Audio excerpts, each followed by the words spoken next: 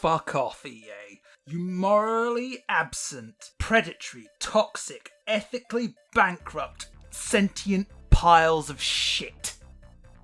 Some of you may have noticed a certain distinct lack of Jedi Fallen Order in my E3 Microsoft press conference video. Well, I just wanted to tell you that this was not by accident. This was a conscious act by myself after this news reached me, because I couldn't bring myself to even say something even remotely positive about this company, who I am now convinced is being helmed by the fucking devil.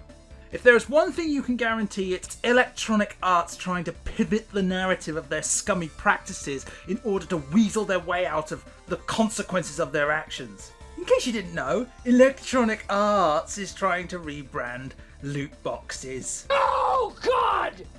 That's right, they're trying to sidestep all this lootbox controversy, not by addressing the issue, not by their removal, not by fixing or tweaking the system so it doesn't involve real-life currency, or even by addressing the predatory ramifications of unchecked glorified gambling to be promoted to children and adults with potential addictive personalities. They instead decided to get out of it by simply calling it something else, and hoping we, the general public, will not fucking notice. That if you don't call them loot boxes, you can't say EA puts loot boxes in their games, can you? The following source comes from a hearing held at the UK Parliament's Digital Culture Media Sport Committee. See, EA and Epic had been brought forward in order to address the ethics of their shady practices, which of course included the topic of loot boxes. And when questioned on the subject of loot boxes, VP of Legal and Government Affairs Carrie Hopkins had this to say. Do you consider loot boxes to be an ethical feature of your games?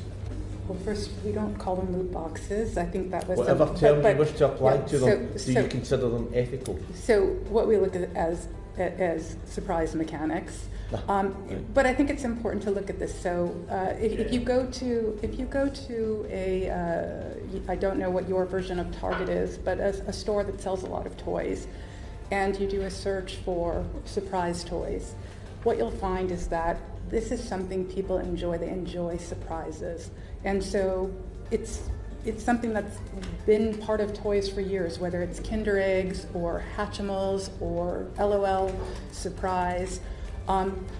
We do think the way that we have implemented these kind of mechanics, and FIFA, of course, is our big one, our FIFA Ultimate Team and our packs, is actually quite ethical and quite fun, enjoyable to people. Oh God, I feel genuinely sick. So let's break down this little argument, shall we? We don't call them loot boxes. Yes, you do, you lying mouth breather. There are multiple pieces of evidence to support this. Battlefield 5's Twitter, in order to get good PR, tweeted there would be no loot boxes within their game. Not recent enough? Okay, how about, let's see, Jedi Fallen Order? The list can keep going if you like, but it seems that EA, when they want to garner some good press, where they want to paint themselves as the champion of the people, will bring up loot boxes. But as soon as the big bad government tries to go after their frickin' golden goose that is the FIFA series, suddenly they're not loot boxes. What are they? Well, they are surprise mechanics. Because then they aren't scummy, unethical, predatory loot boxes. No, suddenly they're surprise mechanics like EA's organised my fucking birthday party. You just throw out another term in hopes of gamers are so fucking stupid to eat up the shit you're peddling to us. This is downright embarrassing. It sounds like the sort of excuses a child would come up with. It's a total joke. To compare them to frigging Kinder Eggs, they're not even on the same level. Loot boxes go way too many layers deeper than that. The only similarities being that you open up something in order to get some kind of random reward. Kinder Eggs, in case you aren't aware, for those people who are outside the UK, are these little chocolate eggs that come with a tiny cheap toy inside. You know what you're getting? It's more for the novelty than anything else, plus I don't have to pay £45 in order to take part and buy a fucking Kinder Egg. There is no evidence to suggest anyone has ever spent amounts of excess of $5,000 a month on Kinder Egg. There is no flashy spectacle when you open up a Kinder Egg either. There is no psychological manipulation in order to stimulate certain adrenal glands in your brain in order to keep wanting to open more. You just get a plastic toy and a bit of actually kind of nice chocolate. That's it. With loot boxes, who knows what you're getting? Usually a bunch of useless crap commons, a couple of duplicates, maybe just maybe if planets align you'll get the thing that you want. The psychological manipulation being the have got, haven't got mentality of gamers who want to look their best in these online games that encourages gamers to keep playing, to keep spinning that wheel, to keep trying for one last time in order to get the thing that they want. Maybe, just maybe, they'll get it this time.